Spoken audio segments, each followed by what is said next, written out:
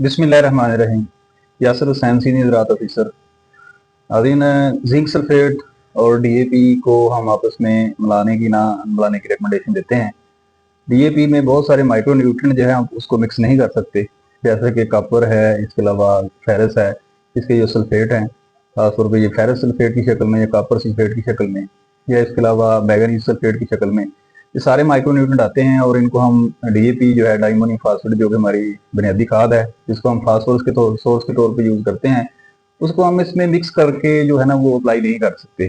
तो आज हम जिंक सल्फेट जो कि बहुत ज़्यादा सबसे ज़्यादा इस्तेमाल होने वाला माइक्रो न्यूट्रिएंट है और डीएपी डाइमोनियम फास्फेट जो कि फास्फेटिक फर्टिलाइजर में सबसे ज़्यादा इस्तेमाल होने वाली फर्टिलाइजर है।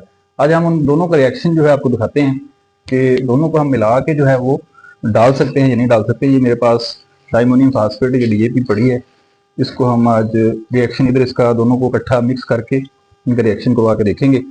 तो सबसे पहले हम डीएपी जो है इसके अंदर हल करते हैं। ये डाइमोनियम फास्फेट या डीएपी पानी के अंदर हलपजीर खाद है। इसकी जो फास्फोरस है वो बिल्कुल सॉल्युबल है पानी के अंदर, इसीलिए इसकी मार्केटिंग जो है वो की जाती है। थोड़ी देर में ये देखें इसका पानी जो है वो थोड़ा थोड़ा आपको गदला महसूस होगा, थोड़ा थोड़ा जो है इसका कलर जो है वो चेंज होना शुरू होगा, क्योंकि ये फास्फोरस जो है वो घुल के जो है आपकी वो पानी के अंदर आ जाएगी। अब हम इसमें जिंक सल्फेट डालेंगे। जिंक सल्फेट एक माइक्रो न्यूट्रिएंट है। अब हम देखेंगे क्या रिएक्शन करता है डीएपी और जिंक सल्फेट। आमतौर पे जिंक सल्फेट को जब हम डीएपी के अंदर या डीएपी को जिंक सल्फेट के अंदर हम इस्तेमाल करते हैं तो इसमें जो नया कंपाउंड बनता है दोनों को मिलाने से वो जिंक फास्फेट है। जिंक फास्फेट जो है ये सॉल्युबल नहीं है, हलपजीर नहीं है। जमीन के अंदर भी ये इस तरह का रिएक्शन देता है जाकर जिंक के साथ, इसी तरह कैल्शियम के साथ कैल्शियम फास्फेट की शक्ल में। तो आज ये देखिए फास्फोरस काफ़ी हद तक डीएपी हल हो गई है। अब हमारे पास जो कंपाउंड पड़ा है वो है जिंक सल्फेट।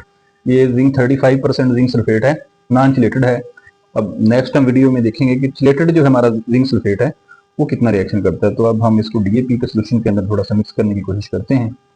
इसका रिएक्शन आपको दिखाते हैं इधर कि अगर तो ये सोल्यूशन जो है या क्लियर ही रहता है, कोई नया जो है वो कंपाउंड नहीं बनता, तो फिर हम कहेंगे कि आप इसको किसी ड्राम के अंदर आप इसको मिक्स कर सकते हैं। अदरवाइज इसको आप कहीं भी मिक्स नहीं कर सकते।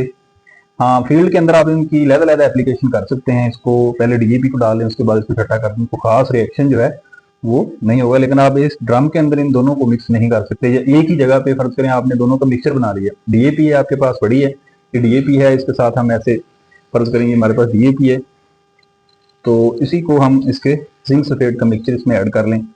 तो ये जिंक सल्फेट और जो मिक्सचर जो है कि हम इसको ऐसे इसका रिएक्शन नहीं करवाना। ये हालांकि एक्वस सोल्यूशन नहीं है, पानी इसके अंदर नहीं है, लेकिन फिर भी इसको मिक्स करके हमने छटा नहीं करना है, लहदा हम इसको छटा कर सकते हैं। तो अब देखें इसका, अगर आप रोशनी के अंदर इसको देख सकें तो एक तो उसकी सॉल्युबिलिटी काफ़ी मुतासर है। ये देखिए नीचे कंपाउंड बैठ रहा है, नया कंपाउंड भी बन रहा है। ये फास्फोरस जो है ये रसूद की शक्ल में आपको नजर आएगी। ये आपका फुटियाँ बन जाएंगी, इसको हम प्रेसिपिटेट बोलते हैं, पीपीटी बोलते हैं। तो ये पीपीटी जो है वो बनने का प्रोसेस जो है ये नए कंपाउंड बनने की तरफ इशारा है। तो नीचे जो है वो फास्फेट की शक्ल में ये जिंक फास्फेट जो है वो बन रहा है और इस तरह का रिएक्शन जो है आप अगर दोनों को मिक्स करेंगे तो हो सकता है, और इससे जो नया कंपाउंड बनेगा ना वो जिंक अवेलेबल होगा उससे, ना फास्फोरस अवेलेबल होगी। तो हम एक टैंक के अंदर इसको मिक्स नहीं कर सकते। तो इसलिए हमेशा जिंक, हालांकि जिंक और फास्फोरस का आपस में रिलेशन जो है वो अगर हम प्लांट के अंदर या जमीन के अंदर बात करें तो सिनर्जिस्टिक है, लेकिन इनका रिएक्शन आपस में जो है वो एंटागोनिस्टिक है। तो सिनर्जिस्टिक ये है कि जब दोनों को मिलाते हैं तो नया जो कंपाउंड बनता है वो सॉल्युबल नहीं, हलपजीर नहीं है, वो आपकी जिंक भी जाया हो रही है, फास्फोरस। हाँ, लेकिन अगर हम प्लांट के अंदर इसको कंपैरिजन करें तो जिंक एक दूसरे को और फास्फोरस एक दूसरे को सपोर्ट करते हैं, दोनों का इफेक्ट जो है सिनर्जिस्टिक है। लेकिन जमीन के अंदर या ऐसे हम इसको एप्लीकेशन के दौरान अगर करेंगे तो देखें आपके सामने है, इसमें नया कंपाउंड जो है वो बन रहा है। रोशनी के अंदर भी हम इसको देख सकते हैं। तो ये इस वक्त जो पीपीटी इसके अंदर जो ऐसे जैसे फुटियां बन गई, तो फुटियां जब बन जाएं उसका मतलब है कि नया रिएक्शन जो है वो हो चुका है और इसको हमने मिक्स नहीं करना।